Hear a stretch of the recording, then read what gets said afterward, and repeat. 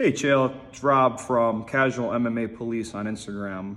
My question is, the people who seem to thrive on the pressure, kind of in contrary to what Cowboy was feeling prior to his Conor fight, or how he feels before most of his fights.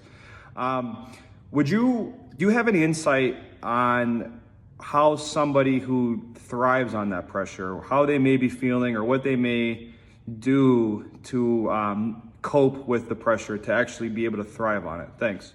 Well, there's no great answer on that. And I mean, people will turn to an athlete or they'll turn to a coach or they'll go read books on this topic. And there's always some author out there or there's some coach or there's some athlete with the magical words instead of just telling people the truth, which is, look, controlling your emotions is a very, very difficult thing to do. And moreover, I'm not sure that you even want that ability.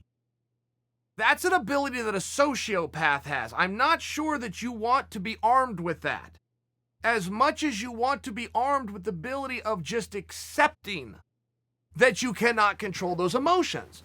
And the more that you can make the sport physical as opposed to mental. Look, your mind can come and bite you in the ass for sure. Your mind can get in your way and then affect what you do physically. But as much as people love to tell you that it's 80% mental and 20% physical, it's just a lie. It's just designed to sell books. This is physical. There is no judge in the world that is ever going to care how you feel, what your emotion is, what your excitement level is.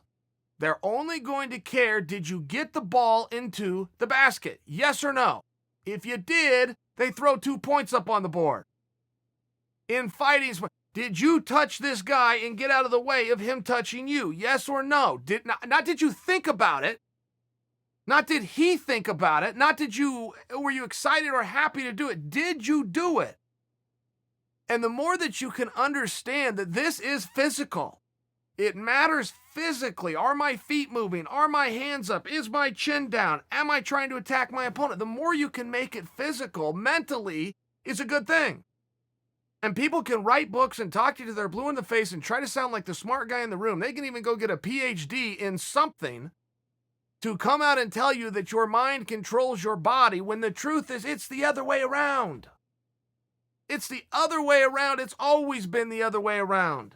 And anyone that tries to get cute and overthink this and get deep in thought with it is not going to go out and be successful in sport. They're just not. And it's not something where over time you get better at it.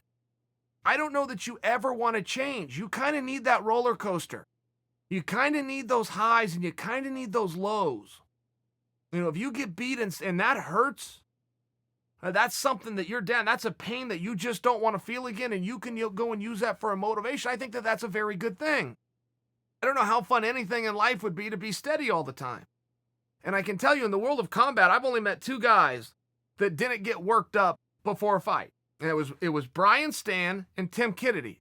But their situations were vastly different. These guys had done time in live military combat. They had done lots of time. It's very difficult to be intimidated by the unified rules when you've had hand grenades thrown at you. It's just one of these things that I cannot relate to. I've led a life like most all of you. I have never done anything that got my anxiety up more than having to walk into a cage and face another trained guy. I just haven't done anything like that. Those 2 are possibly the only exceptions, or somebody that lived a life along those lines. It's just one of those things. And I will see, guys, you know, Conor McGregor is one of these guys that just rises to the occasion. It just seems like the bigger event with the more pressure put on him, the better Conor that comes out. But Conor himself couldn't be sitting here right now and tell you guys verbally how and why that is. He could not tell you, well, this is how I treat it differently, and this is what I do differently when the fight is really big. When I got a $17.2 million gate at Madison Square Garden for the first time ever in New York, I'm going out to do this champ thing against a guy that's bigger than me named Eddie Alvarez. Here's what I did different. He can't. It doesn't work that way. There is just something within him when the lights are on brighter and the stakes are higher that makes him a little bit sharper. And the only reason I offer you that is if you sit around and you try to analyze and you try to figure these things out, or you just get up off the couch and go do it. You're better off with that. Look, Nike was on to something with the slogan, just do it. You come up with a million reasons. Literally, every single day before practice, you could come up with 100 reasons to not go to practice. 100 different things that you have to do. Or you could just go do it. And those days turn into weeks, turn into months, turn into years, turn into your career. And there's never a day that you're going to go and do something. Use a workout, by example. Just use a workout. There's never a day that you'll ever go work out, and when that workout's done, go, man, I wish I hadn't done that.